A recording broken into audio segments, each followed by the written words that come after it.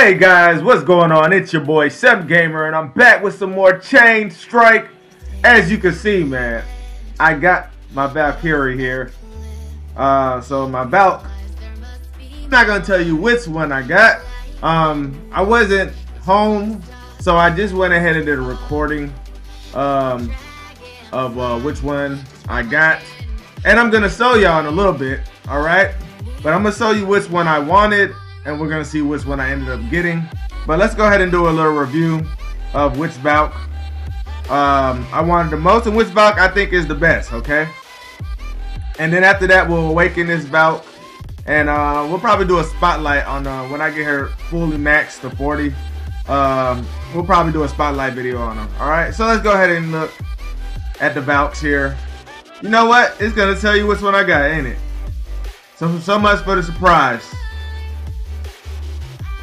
So what I do is I'll show it at the beginning of the video. All right, so we already know which one I ended up getting.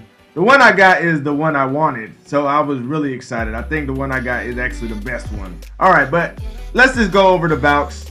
All right, so here we go. So first skill, they all have the same skill on the first skill. Let's go ahead and looking at awakened version.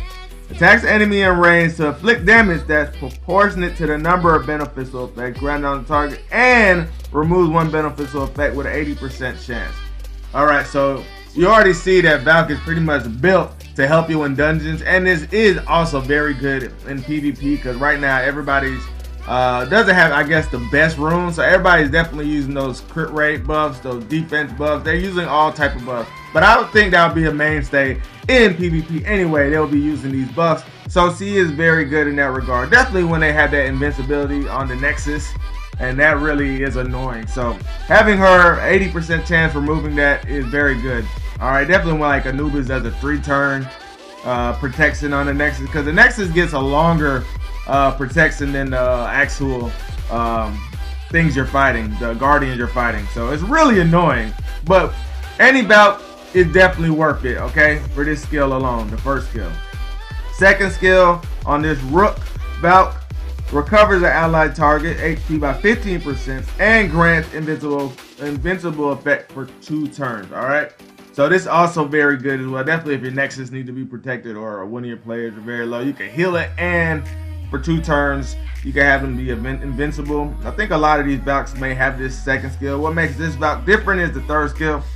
Attacks all enemies in range 3 consecutive times to inflict damage that's proportionate to your max HP, and stuns for 2 turns. All right, so this is really good that this is an HP type guardian, and on top of that it deals damage proportionate to its HP, so you know it's a really easy build. You want to get as much HP as possible, and also that 2-turn stun can be very beneficial in PvP and places like the tower or anywhere else you need crowd control. So all the Valks I think are actually pretty good. You can't be mad about getting any one, but there's one I wanted in particular, and it was this one right here, and I ended up getting it. All right, the Bishop Valk. I think this is the best Valk in the game. All right, and here we go. Attacks the enemy in range to inflict damage, so it's the same skill as everybody else. Removes beneficial effect with 80% chance.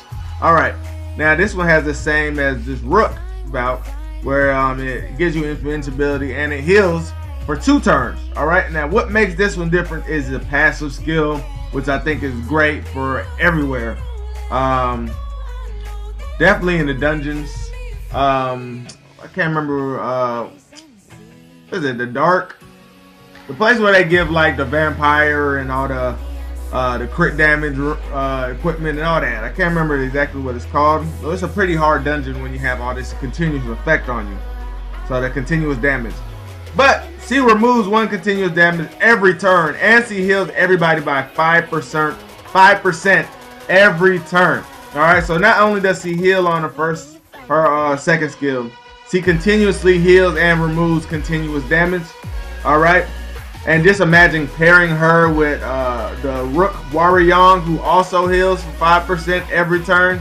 You'll essentially be, get lucky to have those two in the combination. You can heal for 10% every turn, and without even really having a healer out on the battlefield. All right. So I really love this one. I was so happy when I got this one, because when I was looking over the Valks before I did my combination, I was hoping this was the one I got, and you could have imagined me jumping around. All right, I wish I could have got it on tape, but I was out and about, and I didn't want to wait all the way till I got home to do this combination. And I probably wouldn't have got her if I waited. So I'm happy I did it. But this is my favorite one out of all of them. I think this is the best one, all right? That passive skill is what makes her very unique. And none of the other ones have this skill. All the other ones have a variation of the certain skills. None of them have this one. She's unique out of all 5, all right? Now, we know that we remove beneficial effects, but here, it attacks the enemy in range 2 consecutive times to inflict damage proportionate to your max HP, which is very good, alright, because this is HP type. She has a lot of HP. And inflicts damage that ignores defense on stunned enemies. Alright, so she's situational. Of course, you got to get the stun before you want to do this skill. So I'm guessing her third skill is going to have that stun, but ignoring defense is always very good, okay? Now, attacks all enemies in range 3 consecutive times and inflicts damage proportionate to your max HP and recovers HP of all allies by 15%. Alright, so the fact that this skill does not combine with her third skill, I'm not sure if too many people will be too happy about getting the King Valk. Alright, it does have a heal on the third skill, but that's only one time for 15%. And it's a 6-turn cooldown, might go down to 5-turn cooldown, not sure. And this one right here, it does. They have to be stunned. It would be better if you didn't have to stun on this Valk. All right. So when I do another combination and if I get this Valk, I would definitely feed it to my Bishop Valk, because to transcend it. All right. I don't know about this one being as good, but the first skill is very beneficial. It only ignores defense on stun. I don't like the conditional setup. You have to set up the user. And then this one right here. This skill is pretty good on healing by 15%. So let's go to the next one. I don't know. So far, this might be the weakest Valk out of all of them. We all know this skill right here. Once again, we have healing and invincibility for 2 turns, like the other 3. All right. So like the Rook and Bishop. And now here we have attacks all enemies 3 consecutive times, and it heals for 15%. Alright, so this one has essentially 2 healing skills like the one I have, like the Bishop. This one you can only use every 6 turns to heal. It should do a lot of damage though, based on the fact that this is an HP type and it's scaled off your HP. And this skill is very beneficial as well. So this is a good Valk to have. Very good. I would probably say my second favorite. No. Probably my third favorite out of all of them, okay? Now, let's go to the last Valk. We got the Queen Valk here. Got the same first skill, removes beneficial effect, 80% chance, which is awesome. Second skill, attacks enemy in range 2 consecutive times to inflict damage that's proportionate to your max HP. Inflicts damage that ignores defense on stunned enemies. So her second skill pairs better with her third skill, alright? So if you're looking for an attacker type H Valk, this will be the one to go with, okay? Attack all enemy in range 3 consecutive times to inflict damage that's proportionate to your max HP and stuns for 2 turns. So to me, this will probably be my second favorite out of all of them, okay? The fact that her second and third skill actually pairs up well together makes it very, very good. And on top of that, the stun on the Queen, you can have her stun almost 4 or 5 Guardians at one time. Alright, and it stuns for 2 turns, so very good for PvP. And then also on top of that, after they're stunned, you could try to take them out with your ignore defense. Alright. So I don't know why the King has this skill here, and then you have to pair them with somebody that stuns. But this one right here, you don't have to pair it with anybody that stuns. So if you had to ask me which one is my favorite, it'll be first. It will go with the this Valk here, the Bishop Valk. Then it'll be the Queen Valk, then it'll be the Knight Valk, then it'll be the Rook, and then it'll be the King last. All right. So hopefully you got one of the better ones. I got lucky and got the one I wanted at the most of all. All right. So let's go ahead and awaken my Bishop Valk here. So I'm super excited about it. Let's we'll look at this the set. Let's look at the set I gave it. All right. So this is the set. I got him on Vampire Energy. So not only does he heal 5% every turn, she also does pretty much depending on how much damage he does, she heals. So she's very hard to kill and is really good for me right now. I'm really enjoying it. All right. And let's go ahead and awaken it. We'll do a spotlight video on it later, okay? I just wanted to go over which one's the best Valks, and then we'll probably do a spotlight video probably tomorrow when I get it level 40. Right now I got about 1600 attack, 900 defense, 1200 pincer attack, about 10,000 HP. Crit rate ain't nothing, cause I haven't found a crit rate. I haven't found a crit rate necklace yet, so eventually I'll get a crit rate necklace, and eventually I'll replace these vampires, which seems pretty hard to get.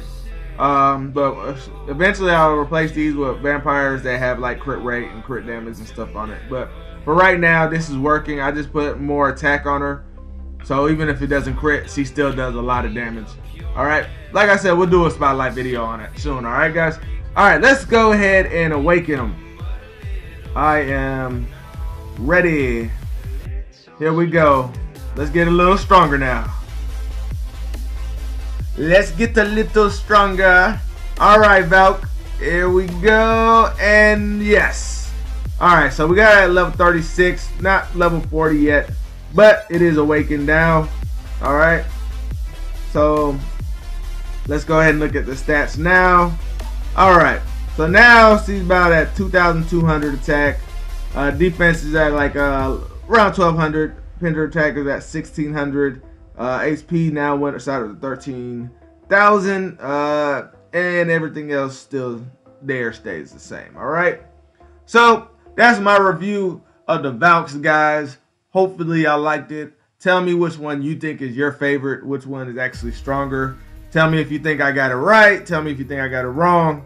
But personally, I'm happy with the one I got. I really think it's the best one. I was so happy I pulled it. I think the Queen is second, and y'all heard the review. So thank you guys for watching the video. Don't forget to like, comment, and subscribe. And let's get it popping, man. Get in the comment section. Let's get this Chain Strike community popping. All right, guys. We know it's a brand new game. A lot of people are just now coming in, so I know y'all are probably wondering who are the best units. We did 5-star. We're gonna be doing the 4-star soon, and then we're gonna be just reviewing individual units. I usually like getting them before I do a review on them, so I could actually show you gameplay. But also the ones I don't get, we could do personal reviews on them, and I could use some of my my friends' guardians and show you those guys. All right. So thank y'all for watching the video. Don't forget to like, comment, and subscribe. Like I said, hit that bell notification so you know when I'm posting new videos, and live streams will be coming soon. All right, guys. I'm out. Peace.